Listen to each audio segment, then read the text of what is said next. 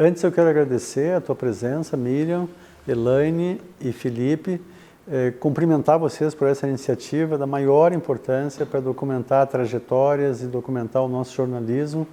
E me sinto muito gratificado também de estar aqui na Casa José Boatê, que é um prédio centenário que abrigou faculdades, o Instituto Politécnico de Santa Catarina, e hoje abriga a Academia Catarinense de Letras e o Instituto Histórico e Geográfico, que tem muito a ver, no meu entender, também com jornalismo, geografia, história.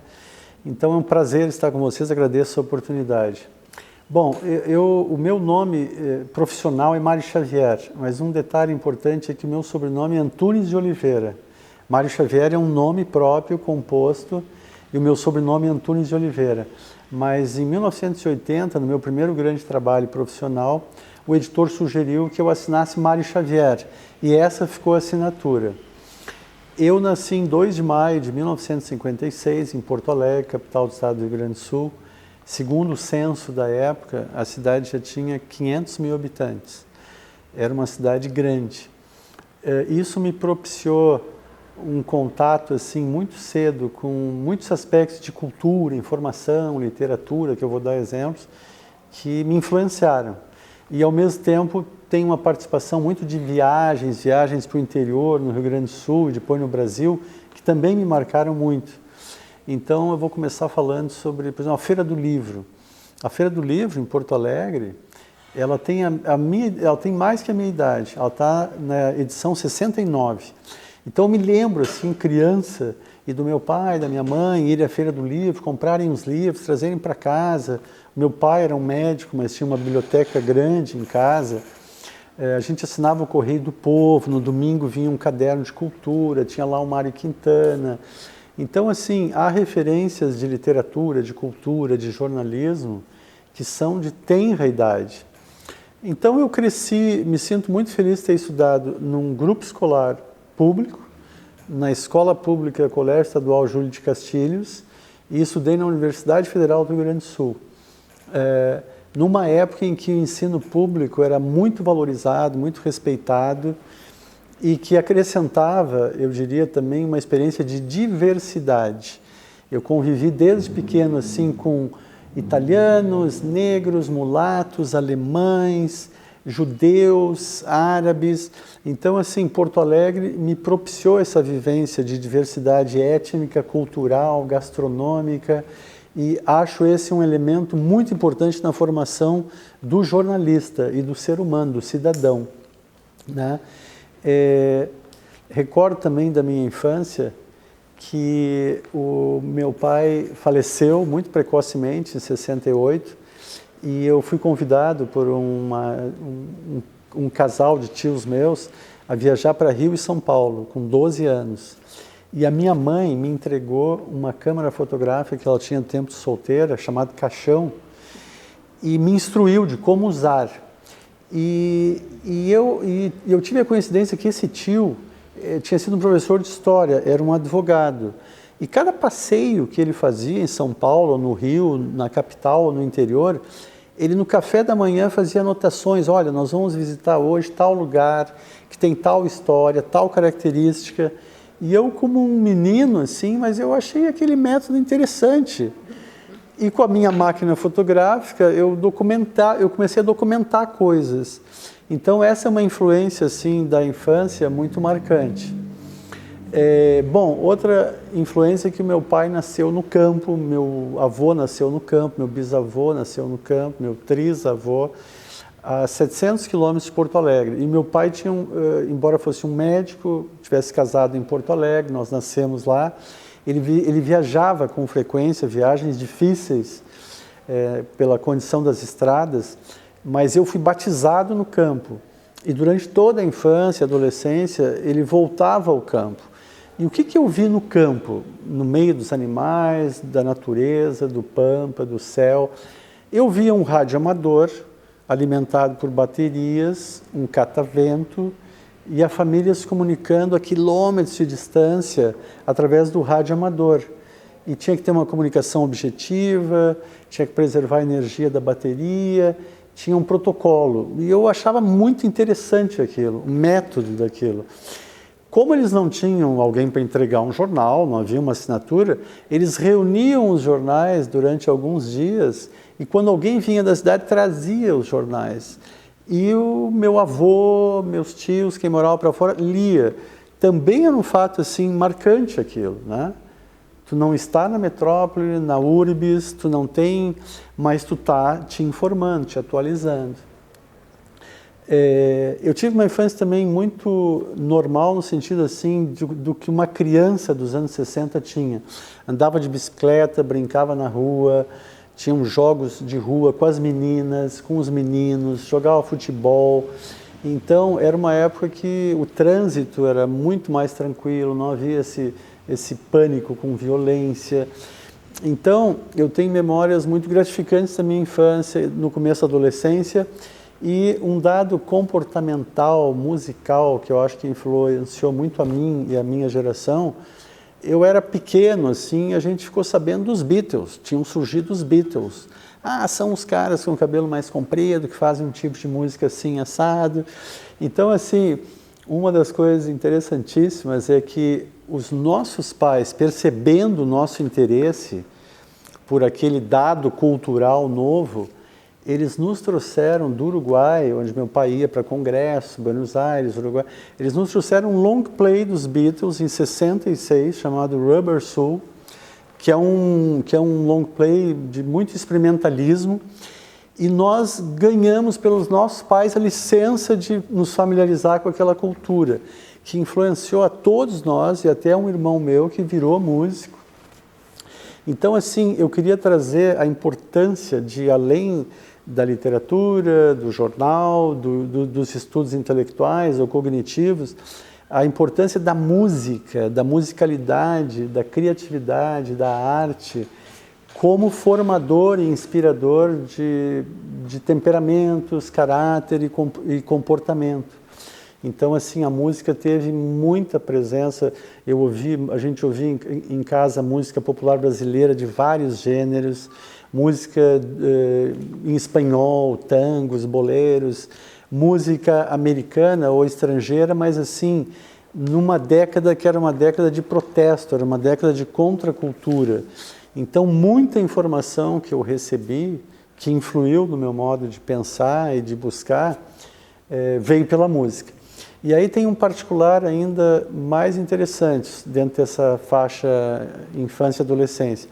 A minha mãe era uma pessoa muito antenada em informação e ela achava importante que a gente aprendesse um outro idioma. O espanhol era muito próximo, mas ela me colocou, por exemplo, numa escola de inglês com 8 anos.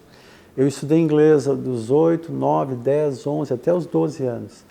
E estudando inglês, eu tive uma professora que tinha vivido nos Estados Unidos por um sistema de bolsa de estudos chamado AFS, American Field Service, que hoje se chama AFS, Programas Interculturais, que era uma ONG sem objetivos comerciais ou turísticos. Era uma ONG que realmente tinha um ideal de promover o intercâmbio de jovens do mundo inteiro, promovendo a compreensão das diferenças e propondo um mundo mais pacífico, porque essa ONG surgiu durante a Primeira e Segunda Guerra Mundial.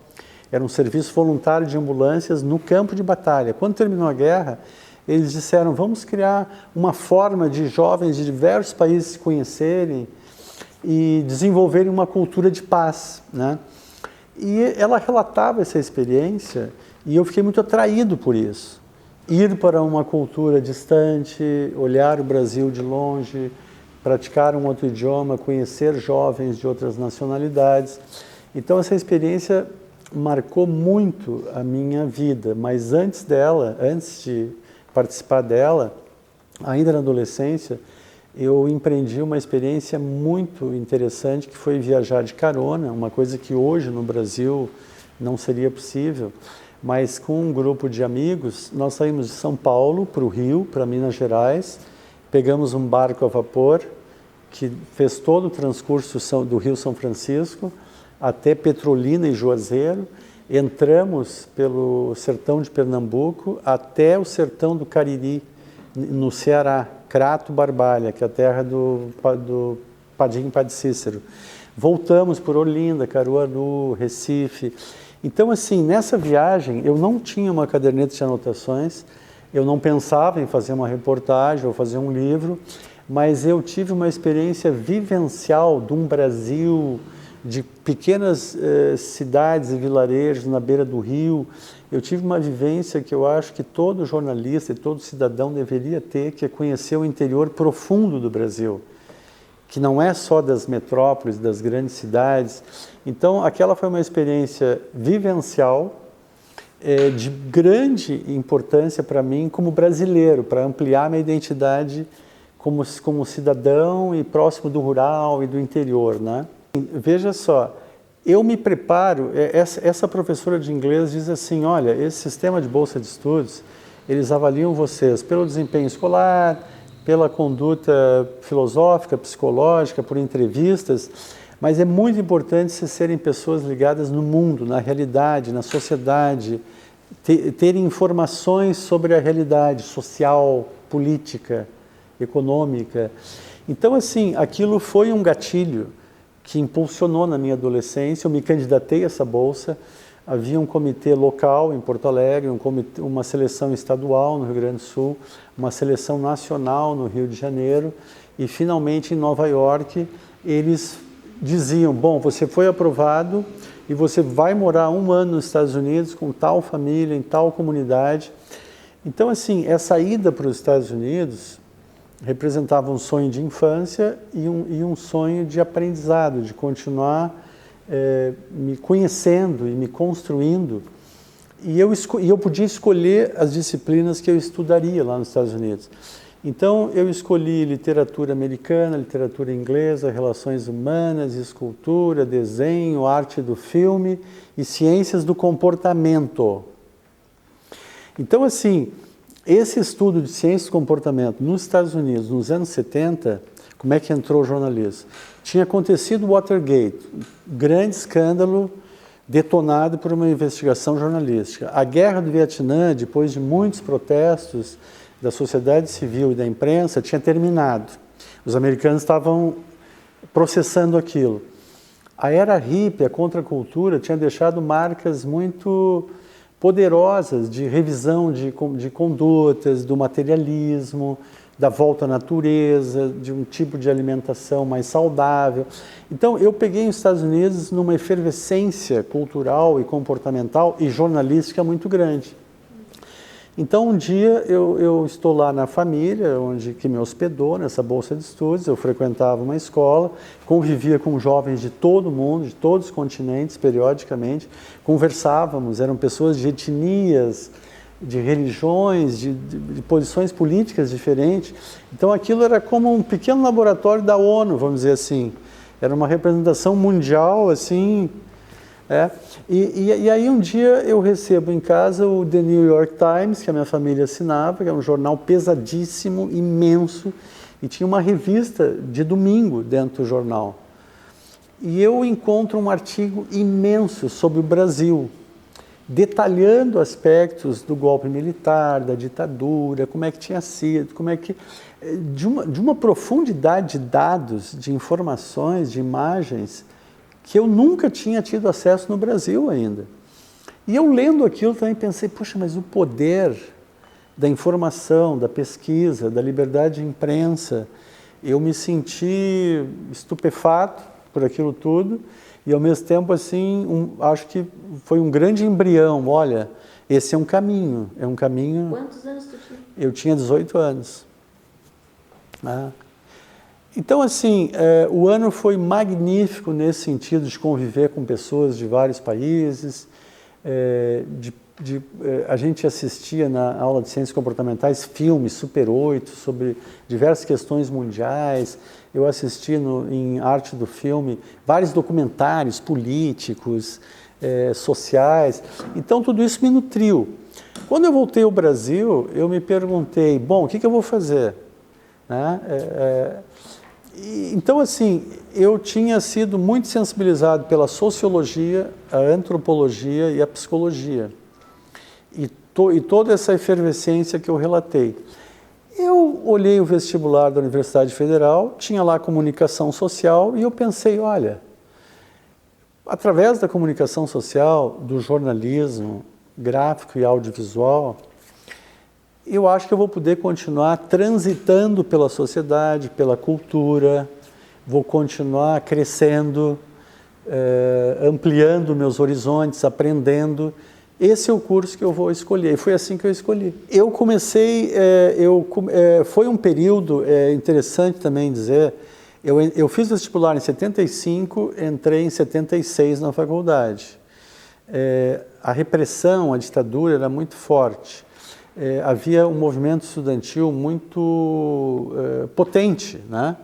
E uns anos depois, em 79, seriam criados partidos de oposição, como o PT, muita passeata, muita manifestação, muita teoria, muita crítica, muita intelectualidade, muita associação com ciências sociais. Então, assim, no meio disso, eu fiz um ano sabático. Eu fiquei meio saturado, assim, meio em crise, fiquei meio deprimido com aquela situação toda. E eu tirei um ano para mim, parei a faculdade, parei as coisas, e foi uma primeira grande parada na minha vida para dar mais tempo ao autoconhecimento. Eu fui morar na beira do Rio Guaíba, em Belém Novo, num bairro mais rural, e dediquei um ano, assim, digamos, a explorar a meditação, a natureza, a dar um tempo da intelectualidade, da batalha do dia a dia, me recompor para voltar com um outro ânimo, outra visão. E foi isso que aconteceu. Então, eu retomei a universidade em 79, 80, me formei em julho de 82, mas já trabalhava desde 1980. E aí uma experiência marcante que eu tive em jornalismo, a primeira, foi com o jornalismo de ecologia urbana. Como Porto Alegre já tinha 1 milhão de habitantes, e havia sido criada em 76 a primeira Secretaria Municipal do Meio Ambiente do Brasil, então 4 anos depois eu fui convidado, pela minha relação com a natureza, com a meditação, com a contemplação e com o jornalismo, eu fui convidado a ser repórter e redator da revista Proteção Ambiental, que era uma revista mensal e que abordava a ecologia, mas não no sentido só utópico, poético, filosófico, mas como é que se poderia praticar a ecologia dentro da cidade. Campanha de arborização, como engajar as comunidades para preservar mudas, como desenvolver viveiros de mudas. Então aquilo me fascinava, porque era uma maneira de, dentro da cidade, promoveu uma cultura ambientalista, lá em 80 na verdade. Então eu me senti muito feliz de começar o jornalismo por aí. E logo depois me foi dada uma tarefa, uma missão também que marcou muito a minha vida, que foi que o jornalismo associado à pesquisa, à reportagem. Me foi dada a tarefa de fazer um guia de informação e turismo sobre a cidade de Caxias do Sul, que é o segundo polo industrial mais importante do estado, pelo menos era, uma cidade grande, diversa, e eu tinha um mês para levantar uma pauta imensa, que eu até trouxe aí de páginas. Então eu tinha que atuar como repórter, como fotógrafo, como pesquisador, como investigador. E há um particular, de novo, Elaine, voltando a como é que o jornalismo entrou na minha vida, há um particular muito encantador, que é o seguinte: eu tinha conhecido Santa Catarina lá por 1971, 72, na época que o Jornal de Santa Catarina tinha sido criado em Blumenau, e eu era um adolescente. Mas eu era amigo do filho do Nestor Fedrizzi, que era um jornalista gaúcho, que com o fim da Última Hora foi convidado a abrir o Jornal de Santa Catarina, e que foi o primeiro jornal offset e com abrangência estadual em Santa Catarina. Então eu fiquei na casa dele, como amigo do filho, e ele me apresentou o jornal. A primeira vez na vida que eu entrei no jornal foi no Jornal de Santa Catarina. E eu achei tudo muito encantador e muito até... Havia uma repressão no país, mas ele fez questão de dizer que os jornalistas trabalhavam com liberdade. E havia um clima sereno, criativo, intelectual. E ele chegou a me provocar, eu estava com uma máquina fotográfica, eu já fazia fotografia, e ele disse assim, olha, eu tenho uma vaga para fotógrafo, não quer ficar aqui? O que me deixou até um pouco assustado, assim, um adolescente passeando em Santa Catarina, ficar aqui trabalhando no jornal. Mal sabia eu que uns anos depois eu estaria dentro de redações. Então, assim, olha só a coincidência histórica. O Nestor me apresenta um jornal por volta de 72. Quando eu começo a cursar jornalismo, sou convidado a fazer o guia de informação e turismo em Caxias do Sul, quem é que eu encontro sem e-mail, sem internet, sem telefone celular? Eu descubro que o Nestor Fedrese está morando em Caxias do Sul e é secretário de planejamento da prefeitura. O que também me acordou para o fato assim, de que jornalistas devem ser vistos também como profissionais com potencial de multitarefa, de multiatividades. Eu acho que o jornalista não é obrigatoriamente alguém que só trabalha em jornal e TV e rádio, ou assessoria de imprensa. O Nestor é uma pessoa super qualificada que estava lá, exercendo o planejamento de Caxias do Sul. Eu descubro o Nestor e convido o Nestor, digo que eu estou na cidade, e ele vem ao hotel, e eu considero que aquele foi o meu apadrinhamento profissional, e ele senta do meu lado e começa a me falar sobre fontes, a me indicar fontes, a cooperar já como um colega. Então aquilo foi muito emocionante, muito inspirador, e eu acho que esse clima de cooperação é uma coisa que eu pratico e incentivo a vida toda. Ao mesmo tempo que há essa coisa do furo, eu sempre achei assim que, tanto quanto possível, os jornalistas devem cooperar, né? E a primeira grande cooperação que eu recebi foi nessa grande missão, né, do Nestor. Assim, eu tinha estado em Santa Catarina uns 8 anos antes, ele me apresentando no jornal. Ele já tinha saído do jornal, anos depois, estava lá em Caxias, e eu estava começando a minha profissão. Depois de fazer esse guia, depois de trabalhar com o meio ambiente em Porto Alegre, de fazer o guia de turismo em Caxias, aí já formado, eu fui convidado a integrar uma equipe do jornal Zero Hora especializada em revistas. Eles queriam criar revistas especializadas em economia, e eu achei aquilo um desafio, porque economia geralmente é considerada uma área difícil, uma caixa preta. Fria. E eu achei aquilo um desafio. Não, então vamos destrinchar, vamos ver o que pode ser dito. Eu comecei, vamos dizer, uma formação, uma especialização, recém-formado. Então eu trabalhei 3 anos num departamento que fazia revistas, se chamava Ano Econômico, eram anuários, eram revistas sobre exportações e sobre informática.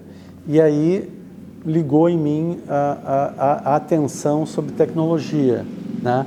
Em 82, há 41 anos atrás. E aí é uma ponte muito interessante do jornalismo e da minha trajetória profissional, porque foi trabalhando nessas revistas que eu descobri que a RBS tinha um plano para abrir um jornal em Santa Catarina que traria um novo paradigma tecnológico, ele seria totalmente informatizado. Então aquilo eu olhei como um desafio, olhei com uma certa naturalidade, porque eu estava trabalhando com tecnologia, mas graças a Deus também não me endeusei como algo assim puramente, pelo aspecto puramente tecnológico. O que me chamou a atenção é que esse jornal convidou catarinenses, gaúchos, paulistas, cariocas, paranaenses, e se formou uma redação que chegou a ter cerca de 100 profissionais. Então, o que me marcou nessa experiência, mais do que a tecnologia, foi a convivência com jovens jornalistas, a maioria, com muita vontade de criar, de abordar as matérias, de abordar a realidade de uma maneira nova, de uma maneira, eu diria, contributiva, nova, né? E foi nesse contexto que eu, então, como repórter de economia, decidi investigar a dívida pública de Santa Catarina. De novo, tem a questão da reportagem, da investigação, da pesquisa, que acompanharam a minha vida toda, até hoje. Então, assim, com muita paciência, com muita estratégia, eu fui mexendo em arquivos do governo do estado, fui consultando fontes críveis, fui levantando documentos e fiz uma matéria que recompôs assim, a história da dívida pública catarinense. E dentro dessa busca de chegar ao público de uma maneira mais fácil, mais transparente, um jornalismo mais de serviço e acessível, nós decidimos abrir essa matéria. Eu pesquisei uma criança que tinha nascido naquela semana, numa maternidade X, e disse que ela tinha nascido e já tinha uma dívida de tantos reais cruzados, o dinheiro da época. Eu peguei a dívida pública, dividi pelo número de catarinenses e disse, olha, nasceu tal menino em tal maternidade e ele já deve tanto. Ah, mas como? Aí a matéria se desenvolvia assim. Eu fiz muitas matérias, mas não sabia que essa matéria daria uma alegria muito particular. No final do ano, o BRDE lançou o primeiro prêmio BRDE de jornalismo econômico. E eu tinha várias matérias que eu podia escrever, 3 era o máximo. Eu escrevi essa matéria e esqueci, eu ia tirar férias, era o meu primeiro ano de trabalho. E eu estava saindo para viajar. E passei no jornal, eu esqueci uma coisa no jornal, tem um negócio lá no armário do jornal, passei no jornal. Naquela época não tinha celular, dificilmente um jornalista tinha telefone em casa, era caríssimo uma linha telefônica. Estavam me procurando. Mário, que bom que tu veio aqui, nós recebemos um aviso, tu ganhou o prêmio BRDE de jornalismo econômico, o primeiro prêmio do jornal. E eu ia viajar para longe. Então, assim, foi muito bacana aquilo, porque a redação considerou, era um prêmio meu, mas era um prêmio da redação, do jornal, do nosso trabalho criativo, do nosso trabalho investigativo. Houve uma cerimônia, enfim, foi algo marcante. Então, quando vocês perguntaram, uma das coberturas que me marcou, essa não foi a única, mas foi muito emblemática, né? E porque afirmou um tipo de jornalismo que passaria a ser cada vez mais necessário no Brasil, porque logo depois veio o Plano Cruzado. Então, eu, como repórter de economia, fiz muitas matérias, né, decifrando, traduzindo, fazendo as informações chegar a quem interessa, ao público, ao consumidor, ao contribuinte, etc, etc. Eu trabalhei tão intensivamente em economia, do final de 85, quando estava se fazendo o planejamento do jornal, durante 86 e até meados de 87, várias capas de jornal de domingo eram matérias minhas. Eu pesquisava muito, eu vivia trabalhando em cima de matéria. Eu me senti um pouco exaurido por aquilo e eu queria diversificar. E eu fui convidado, o Brasil tinha tido as primeiras eleições democráticas no final de 85, 86, para assumir em 87. Aqui no estado foi eleito o governador Pedro Ivo Campos. E pelo meu trabalho na imprensa, eu fui convidado por uma economista que acompanhava o meu trabalho, que era secretário de planejamento, trabalhava muito junto ao governador, e eles me convidaram para ser assessor de comunicação, num momento em que a máquina pública estava sendo revista, que diversos valores estavam sendo assim, revisados. Era um novo momento democrático do país e eu achei importante participar dessa experiência.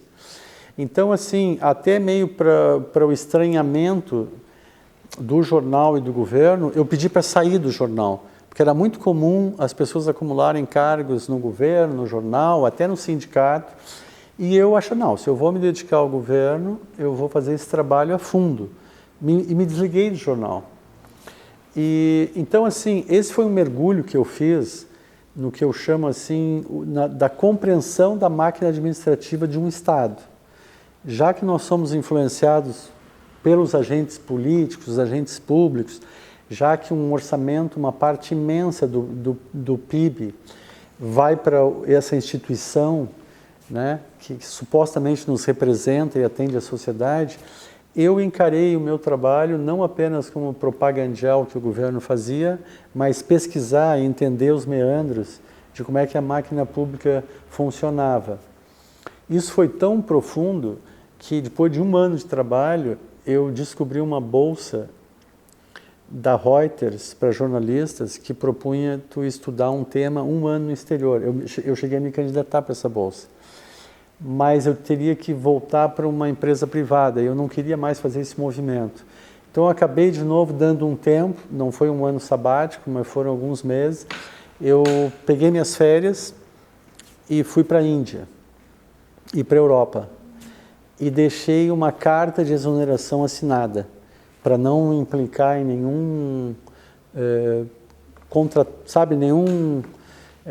em nenhuma ilegalidade até. Eu disse, olha, eu vou viajar, não sei se eu vou, é bem provável que eu fique mais de um mês, então eu deixei uma carta de exoneração assinada. Se eu sentir que não estou voltando, eu vou mandar um telegrama e vou avisar. E fiz isso lá na Índia. A Índia não deixou de ser uma experiência também de jornalismo, mas assim, foi mais vivencial. Eu não conhecia um país do Extremo Oriente, um país com uma cultura milenar de 5.000 anos, né? E ao ir à Índia eu passaria e voltaria pela Europa. Então eu tinha contatos na Alemanha, em Stuttgart, no país de Gales, em Cardiff, eu queria conhecer Londres. Então assim, foi uma viagem, tirei a minha carteira de jornalista internacional, viajei com a minha carteira de jornalista internacional. Então foi uma viagem de autodescoberta, de lazer, de autoconhecimento e de exploração de possibilidades geográficas, culturais e, eu diria assim, cidadãs, modos de vida. Foi muito inspirador. Inclusive, eu escrevi alguns contos, algumas matérias com base na viagem, que eu vou reunir num livro que eu pretendo escrever até o final do ano que vem, onde eu vou contar com mais detalhes essas histórias. Então, aquilo me renovou muito.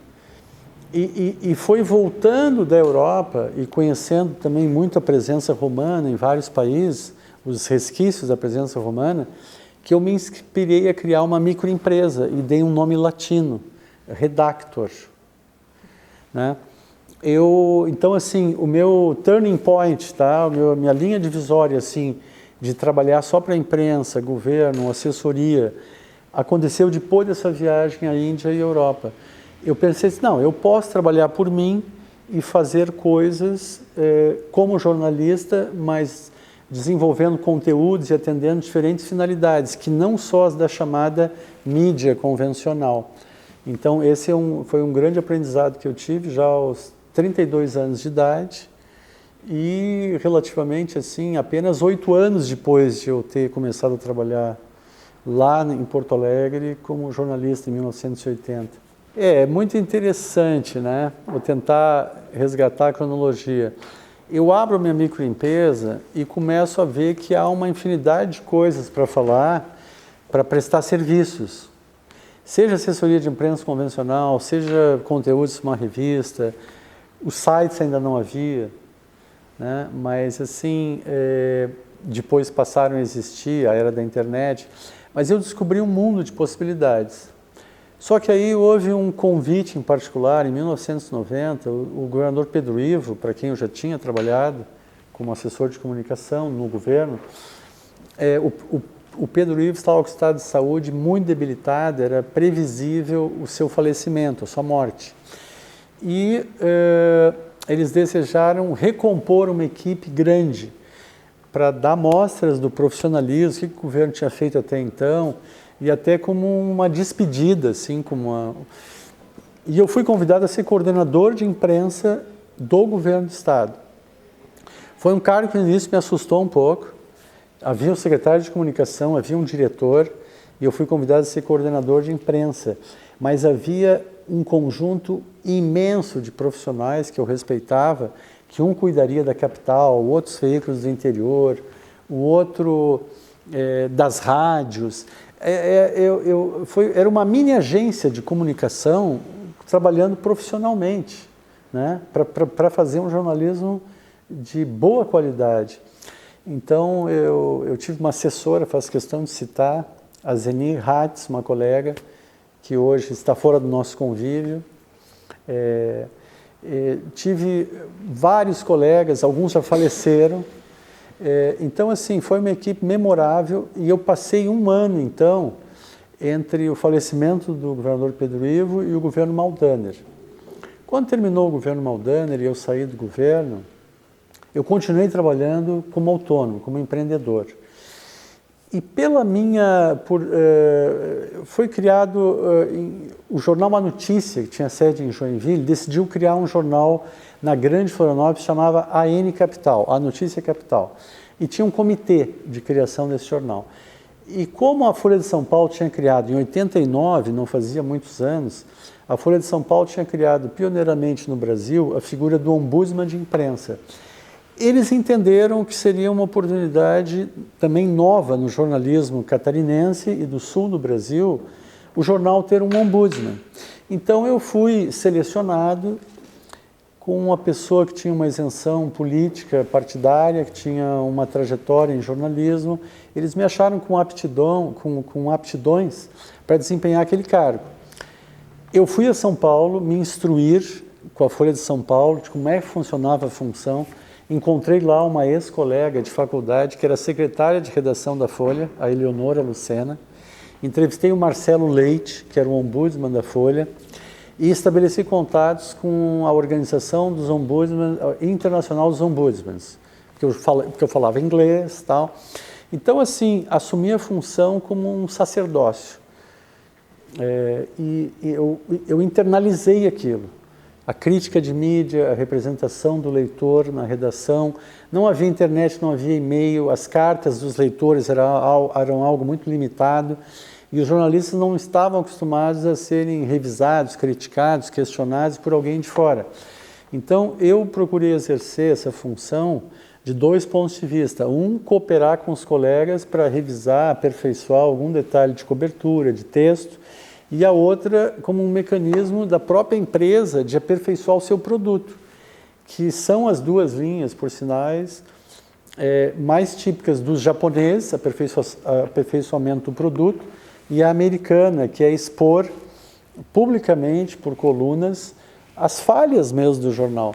Foi uma função muito difícil, mas muito apaixonante também, que inspirou a criação na Universidade Federal de Santa Catarina de uma ouvidoria, no CREA, outras empresas, alunos, professores me procuraram de diversas universidades para fazerem monografias. Foi um tema que foi difundido no país em 95, né? Há 28 anos atrás. Então, assim, era um tema que promovia a liberdade de expressão, mas a responsabilidade do profissional com o conteúdo e o poder que nós devemos outorgar à sociedade, ao público, para se manifestar e para questionar a própria imprensa. Então, essa é a filosofia do ombudsman, que eu acredito que hoje deve ser atualizada, né, para um mundo de mídia digital, onde, se por um lado proliferaram as oportunidades de cada um se manifestar, mas também se criaram as fake news, esse conceito da pós-verdade, essa barafunda de que qualquer um se acha especialista ou autoridade para falar sobre qualquer coisa.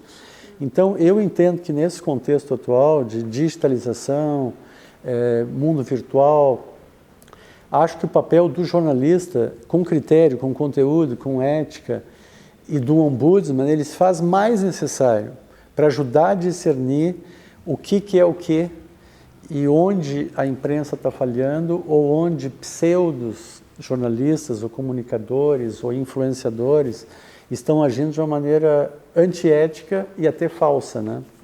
Não, eu sinceramente eu não tive assim nenhum confronto, nenhum embate que me marcasse assim como extremamente desagradável.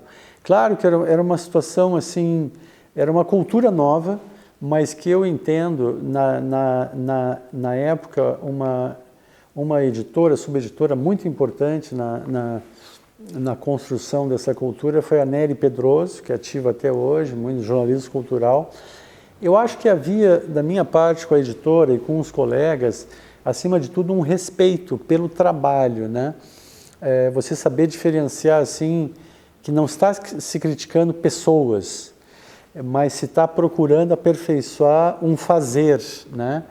Então, assim, passado, assim, o sentimento normal, desagradável de alguém ser monitorado todos os dias, mas eu não pegava no pé de alguém em particular e, pelo contrário, Eu poderia citar vários colegas, mas, por exemplo, o Maurício Oliveira, que hoje é um grande colega nosso, autor de vários livros.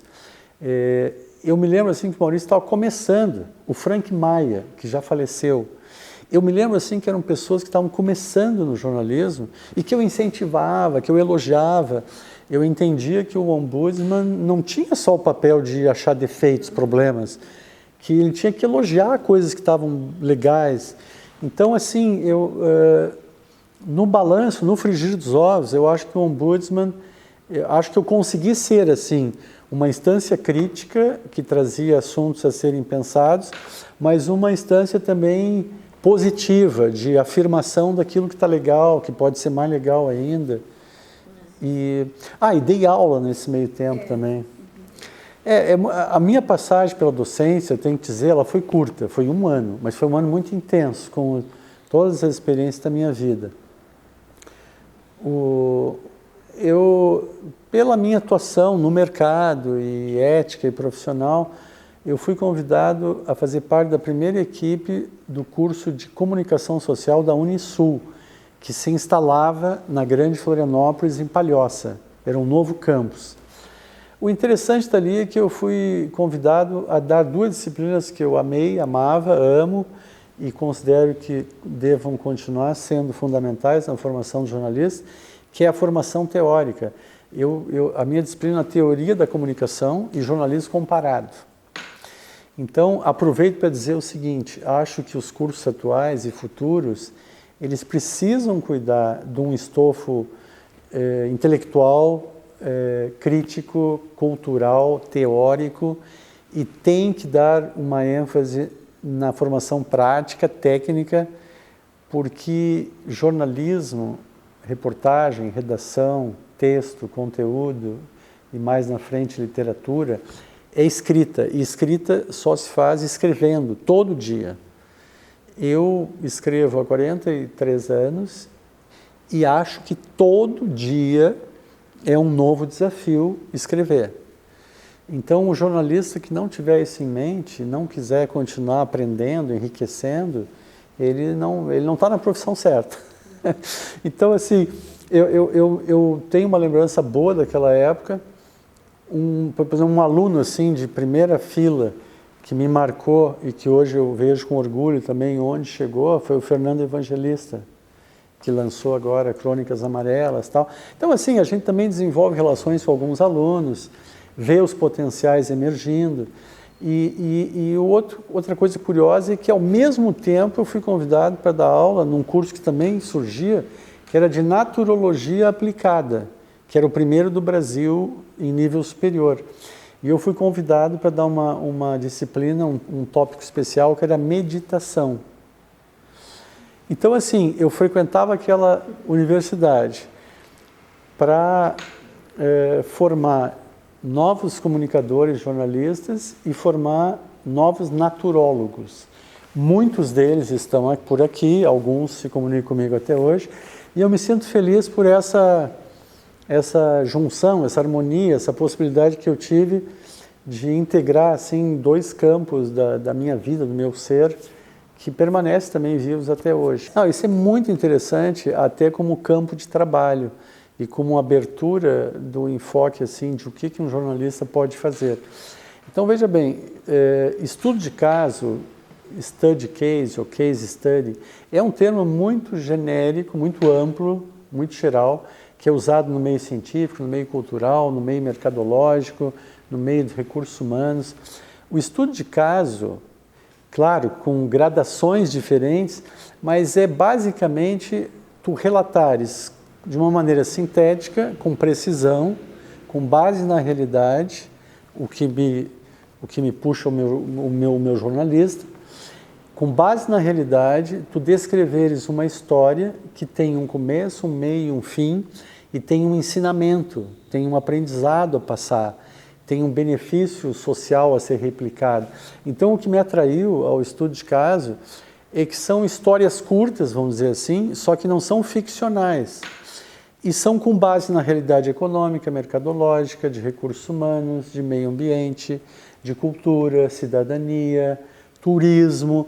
Então, assim, eu fui convidado para escrever um primeiro case para uma empresa de comunicação, né? E, aliás, faço um parênteses aqui para dizer que eu trabalhei para a RBS, quando era RBS, hoje NSC, trabalhei para o Jornal Estado como freelancer, trabalhei para o Jornal Santa Catarina como colaborador, trabalhei para a revista Expressão, empreendedor, para o Grupo RIC, para matérias especiais, para reportagens especiais. Então, assim, a minha prestação de serviço para a imprensa nunca se limitou. Dentro dos meus critérios éticos e de consciência, e das competências que eu tenho, eu produzi para vários veículos daqui e de fora de Santa Catarina.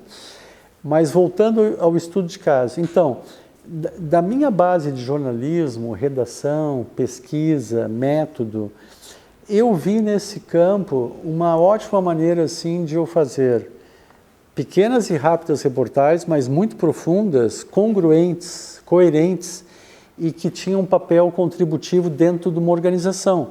Pode ser privada, pode ser estatal, pode ser uma ONG. Então, o que é um case?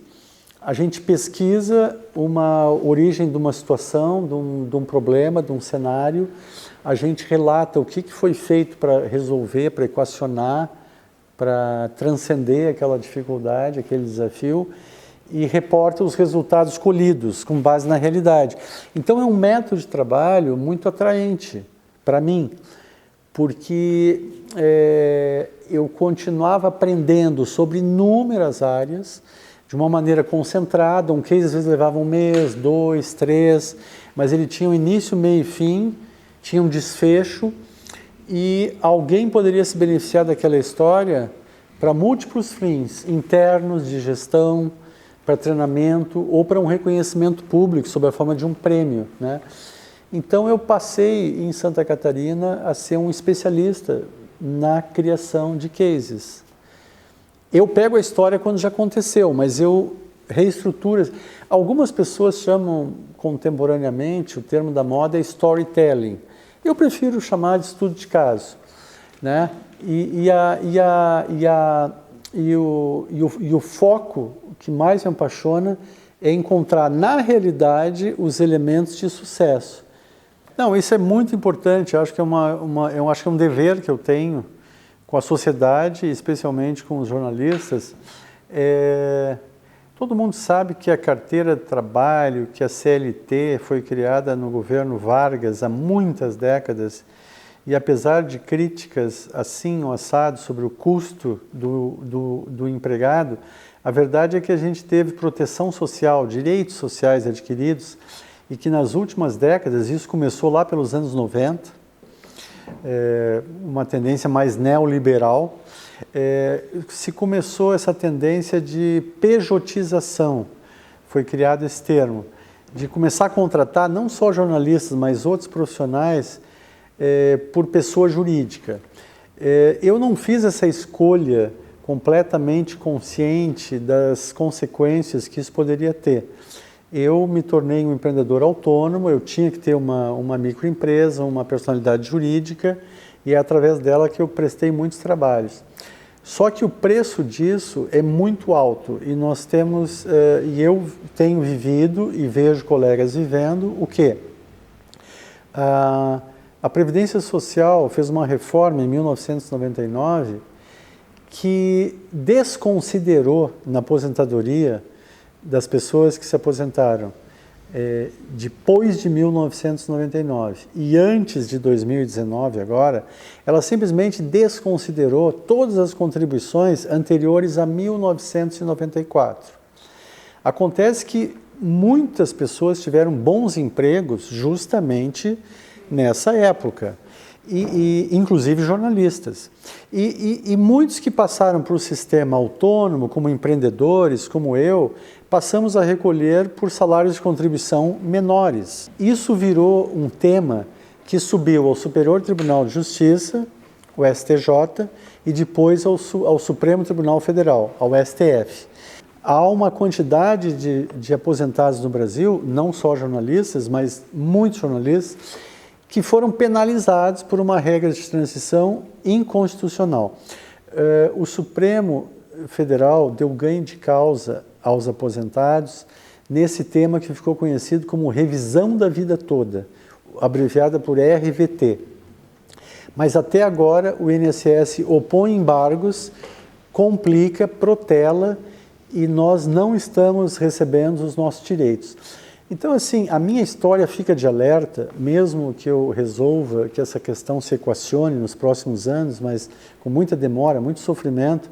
O meu alerta é que os novos jornalistas, os novos colegas, os estudantes, prestem muita atenção ao se empregarem, né, na iniciativa privada ou por concursos na área pública, de que tenham a proteção dos seus direitos, porque isso não saiu de moda. A CLT ainda é a forma mais segura de proteção dos direitos.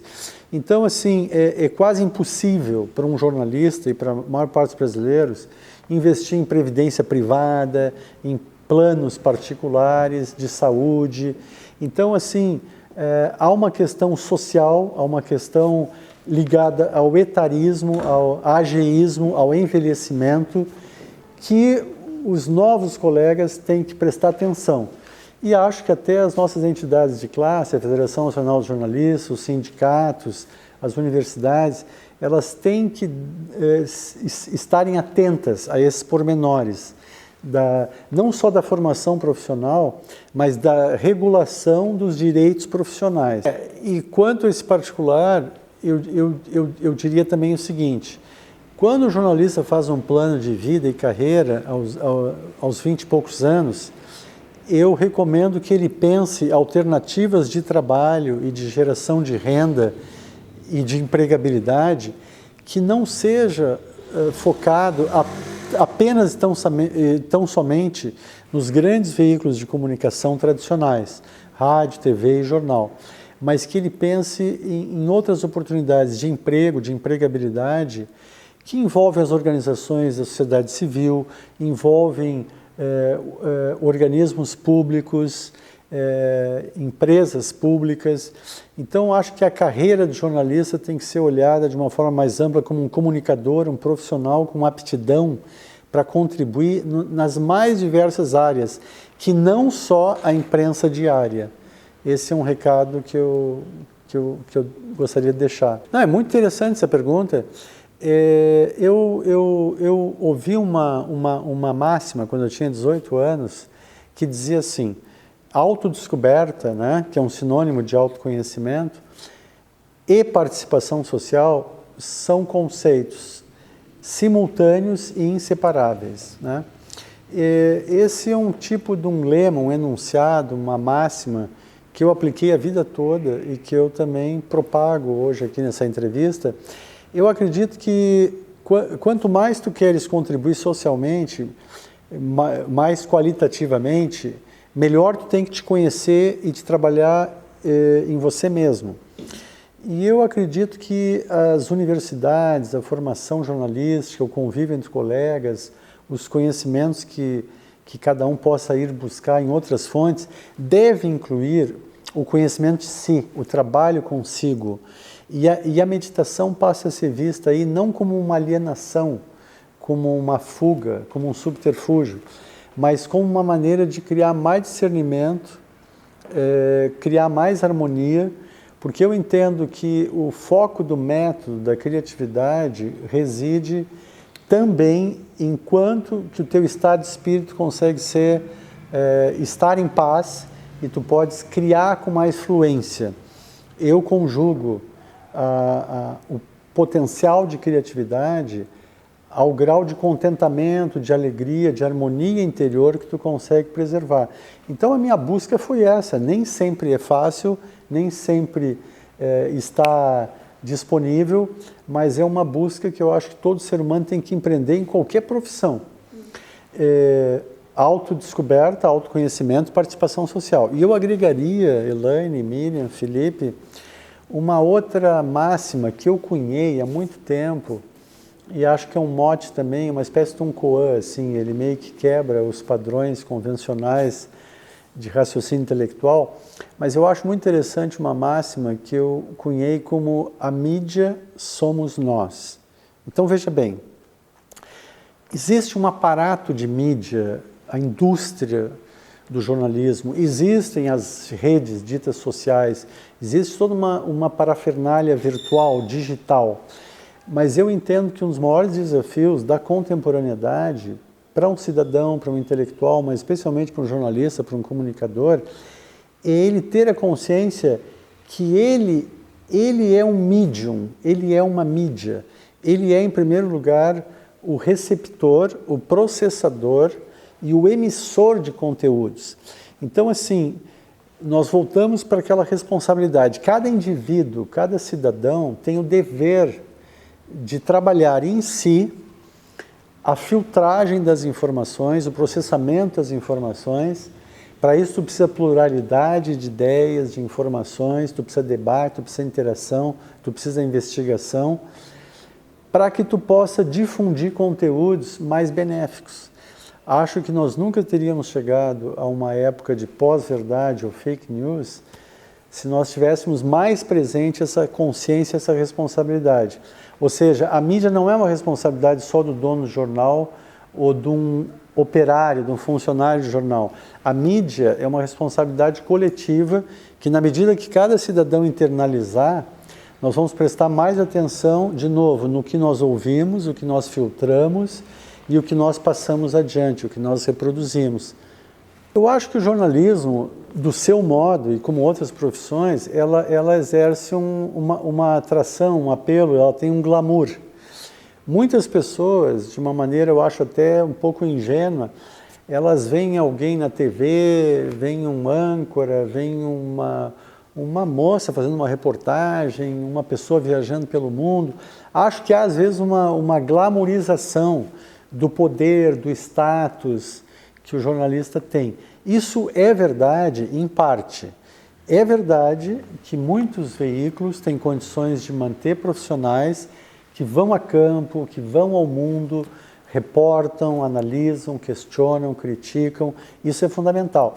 Mas existe um trabalho muito árduo que não aparece na tela, que não aparece no jornal impresso ou virtual. Existe um trabalho muito árduo que eu acho que precisa muita paixão, muito amor, muita dedicação e, acima de tudo, princípios. Eu acho que os valores, a ética, o conhecimento dos estudos sociais, os conhecimentos culturais, o endosso literário de conhecer outras escritas, outras falas.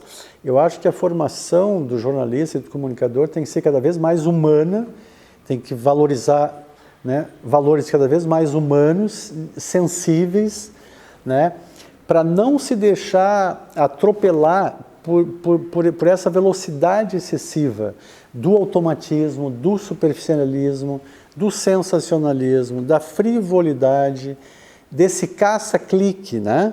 Ah, vou fazer uma manchete sensacional para clicarem.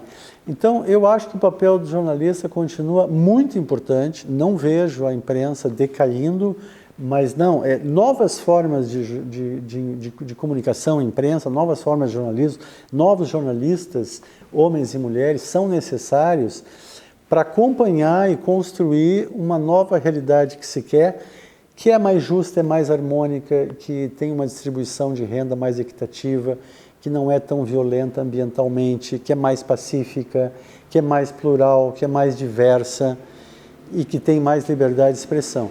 E até para concluir, eu homenageio, eu dedico essa nossa entrevista ao nosso colega Julian Assange, que hoje está preso, muito afetado psicologicamente, psiquicamente, que pode ser morto ou pode ser encarcerado de uma maneira definitiva e terrível. E, então é um colega que, pela liberdade de expressão, por denunciar crimes de estados, inclusive contra o Brasil, espionagem, hoje se encontra preso. Então eu acho que a bandeira da liberdade de expressão, liberdade de comunicação, direitos individuais, direitos cidadãos, ainda são bandeiras que têm que ser levantadas cotidianamente. esse é um recado que eu também, um dever, uma responsabilidade para as novas gerações.